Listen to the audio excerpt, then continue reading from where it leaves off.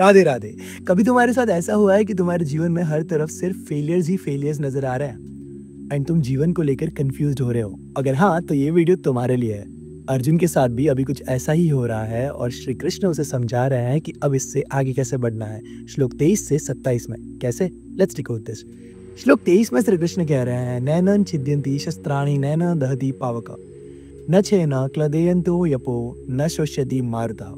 अर्थ, अर्जुन तुम्हारी आत्मा को कोई तलवार काट नहीं सकती, ना ही कोई आग इसे जला सकती है। सिंपल भाषा में समझे तो सोच कर देखो, जिंदगी के दुख तलवारों जैसे ही तो है एंड लोगों के नकारात्मक शब्द आग जैसे लगता है। पर अगर तुम इस चीज को समझो कि ये चीजें तुम्हारा कुछ नहीं बिगाड़ सकती, तुम इससे परे हो, तो तुम कुछ भी कर सकते हो। आगे श्लोक 24 में श्री कृष्ण कहते हैं, अच्छा छिद्यो याम यद्यो याम अक्लेद्यो शुष्य इवाच नित्या सर्वगता स्तनुरुर अचलो याम सनातन। अर्थ, तुम्हारी यह आत्मा ना कभी कटेगी, ना जलेगी, ना कभी गीली होगी और ना ही कभी सूखेगी। तुम्हारी यह आत्मा शाश्वत है, सर्वव्यापी है, अपरिवर्तनीय है, अचल और अनादि है। सोच कर देखो, अब तक तुमने जीवन में बड़ी से बड़ी तकलीफें देखी है। कई बार लगा होगा कि बस अब सब कुछ खत्म हो गया, पर तब भी एक छोटी सी होप होती है। तुम्हारे अंदर से आवाज आती है कि ये भी गुजर जाएगा। ये वही अविनाशी आत्मा है जो कह रही है, अभी तक खत्म नहीं हुआ है मेरे भाई।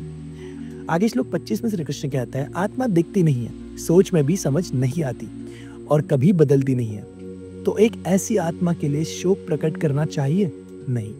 तो यहाँ श्री कृष्ण समझा रहे हैं, तुम कल नहीं थे, आज हो और आने वाले कल में फिर नहीं होने वाले, और ना ही तुम्हें कोई याद रखेगा।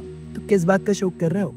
आगे श्लोक 26 और 27 में वो कह रहे हैं, अगर तुम ये मान भी लो कि आत्मा जन्म लेती है और मरती है, यानी खत्म होती है, तब भी किस बात का खेद? क्योंकि ये सब कुछ एक अनंत जर्नी का हिस्सा है, नेवर एंडिंग।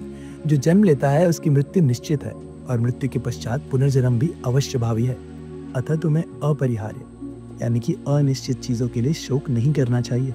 सिंपल भाषा में समझे तो जीवन और मृत्यु एक निरंतर घटित होने वाली प्रक्रिया है एंड तुम्हारी आत्मा इस प्रक्रिया का केवल एक छोटा सा हिस्सा है। जिस तरह से सूरज रोज ढलता है और फिर अगले दिन नई सुबह लाता है, वैसे ही हम सब का सफर है। खत्म कुछ नहीं होता मेरे भाई, सिर्फ रूप बदलता है और फिर एक नई शुरुआत होती है। So that's it. यहाँ श्री कृष्ण अर्जुन को आत्मा के बारे में समझाना चाहते थे, जीवन और मृत्यु में आत्मा की क्या भूमिका है ये समझाकर। आज के लिए इतना ही, फिर मिलेंगे इस सीरीज के अगले भाग में श्लोक 28 से 30 के साथ, जहाँ श्री कृष्ण बता रहे हैं कि कैसे आत्मा को समझे एंड कौन इसे समझ सकता है। तब तक के लिए हंसते रहिए, खुश रहिए, वीडियोस देखते रहिए और कमेंट में राधे राधे लिखते रहिए। जय श्री कृष्णा।